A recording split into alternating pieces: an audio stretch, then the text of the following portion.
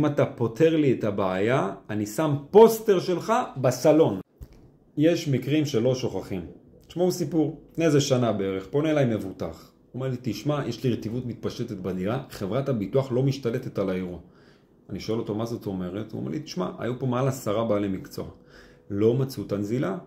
היה אחד אמר זה חוסר איתום, השני אמר אין נזק, השלישי אומר זה בכלל כשל בנייה, הרביעי אומר זה מהצד ג', החמישי חשב שיש איזה נזילה במקום מסוים, פתח בכמה נקודות, מסתבר שאין שם נזילה, החזיר לי עריכים לא תואמים, עשה לי רצפת דמקה, וגבו לי השתתפות עצמית גם.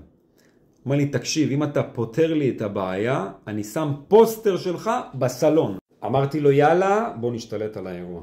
בשלב הראשוני הבאנו בעל מקצוע שהיתר ותיקן את הנזילה אחת ולתמיד. בשלב השני הבאנו בדיקת תכולת רטיבות שהוכיחה לנו את הרטיבות הגבוהה שהייתה מתחת לריצוף.